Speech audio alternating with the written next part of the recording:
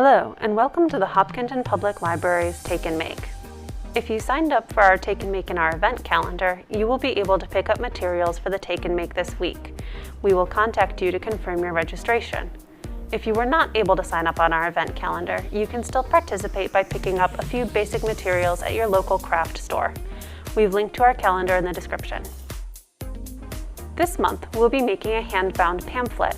This pamphlet is similar to the one we made a few months ago, but there's a fun twist that allows us to add more pages without having to get into some seriously complicated sewing. Let's take a look at our materials.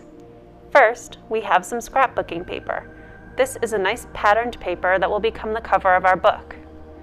Next, we have a skein of embroidery thread. This is normal embroidery thread that we've worked with before. We also have a bookbinding needle in a slip of paper. This needle is bigger and thicker than most needles. This is so that it can handle the stress of being pushed through multiple layers of paper.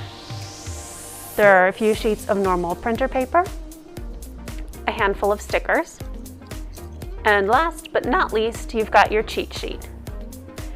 There are some additional materials you will want for this craft. If you're comfortable with very sharp objects, you can use a craft knife and a cutting mat. Otherwise, you'll want a pair of scissors. You'll also want a ruler and a pencil. In addition, you'll want either a small awl or a push pin. If you don't have either of those things, you can also use your needle if you're careful. Great, let's get started. My first step is to prepare my paper. I'm going to do this by cutting it in half the short way, or the hamburger way. I have a craft knife, a metal ruler, and a cutting mat, so I'm going to do it like this. But you can also mark the paper with a ruler and pencil and then cut it with scissors. We want to be as precise as possible, so I suggest taking your time and doing this part carefully. If the halves aren't equal, your book will look a little haywire.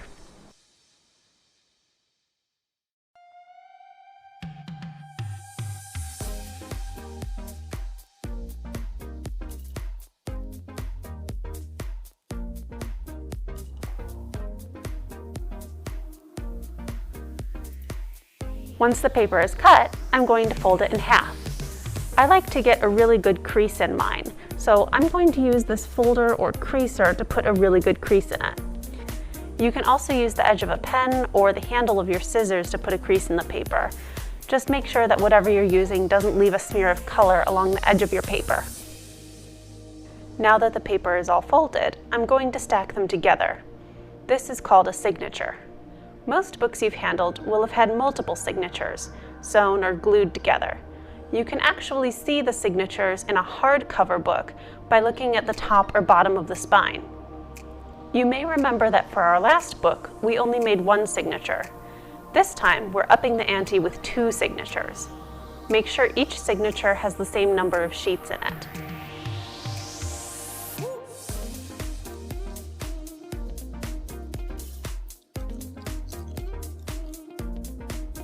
Next, I'm going to prepare my cover.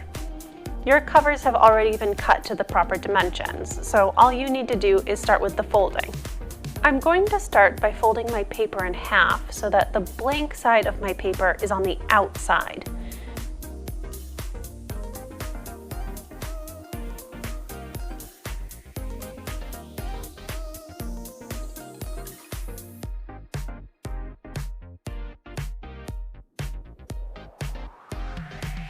Then, I'm going to mark 1/2 inch away from the fold on both sides and make folds on those lines. Your cover should now have the outside on the outside, and there should be a little inwards bump.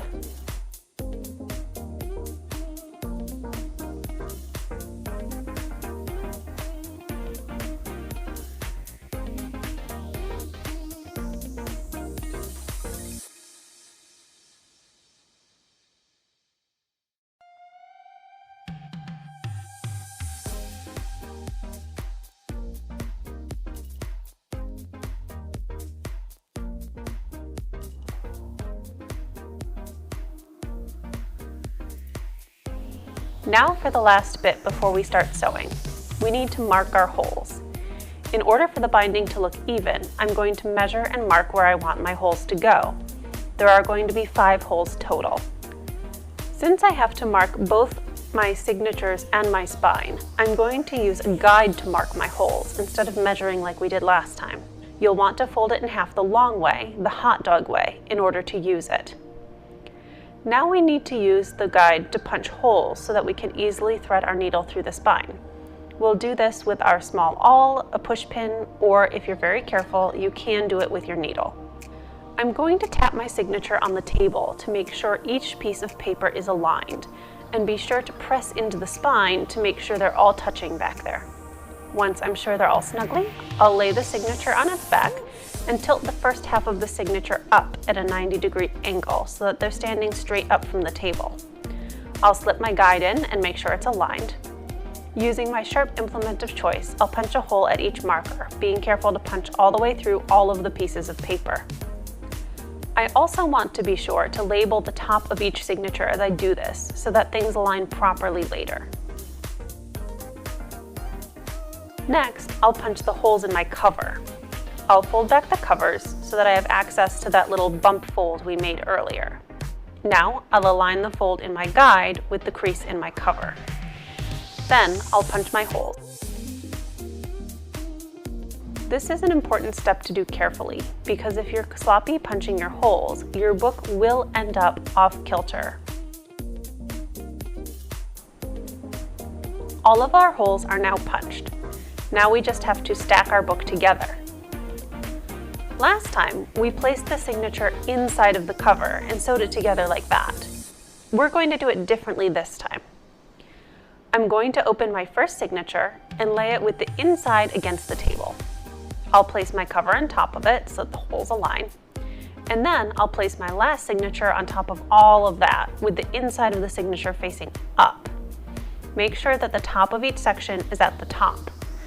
Now I've got a weird book sandwich, and I'm ready to prepare for sewing.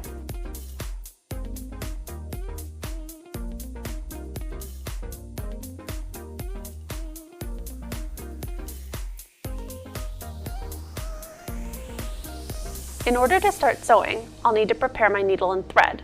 I'm going to cut a piece of thread that's about 3 times as long as the spine of my book.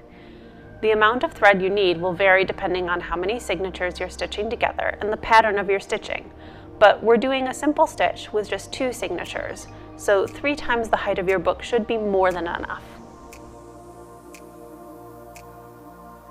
Once I have my thread cut, I'll thread my needle, making sure to leave 1 short tail and 1 long tail.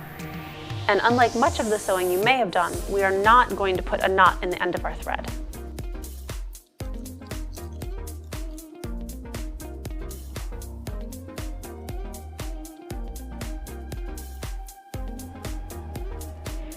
The stitching pattern will be similar to what we did in the other book. My first stitch is going to be in the middle hole, and it's going to go from the top side of the book to the bottom. I'll pull my needle through and pull the thread through until there's about a 3-inch tail left on the inside of the top signature. Don't worry, we'll get back to it later. The stitching for this book is going to be the same as the stitch for the last book, only instead of having an inside and an outside, we're going to have a top and a bottom. I've included a diagram in your kit for you to follow that shows the stitching pattern.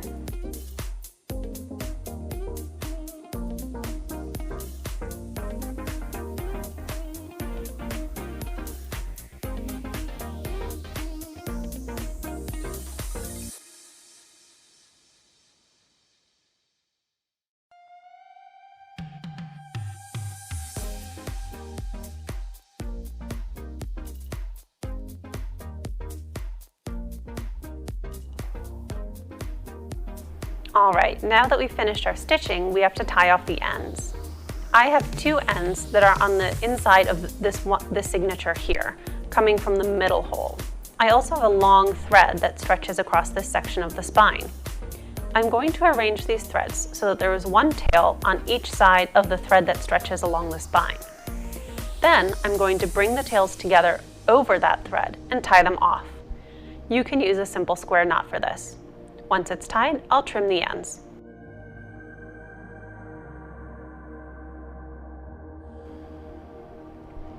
We've still got the weird book sandwich look going on. To make it look more like itself, we're going to fold the two covers away from each other so that the two signatures go to the inside of the book, like they should. That looks much better.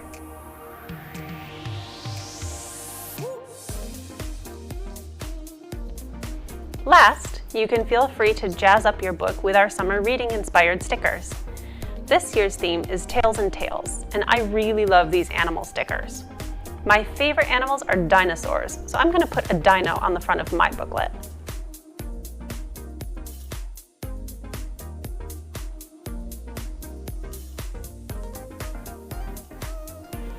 Now your book is complete.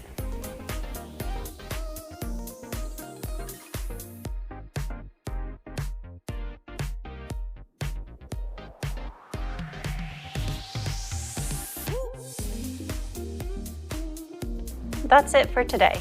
We hope you enjoyed our take and make. Links to our social media feeds are in the description. Don't forget to like and follow us for more fun crafts, as well as book suggestions, community news, and more. We have links to more bookbinding resources in the description. And last but not least, you can use the link to our calendar to find fun events for adults, teens, and kids. Thank you for joining us.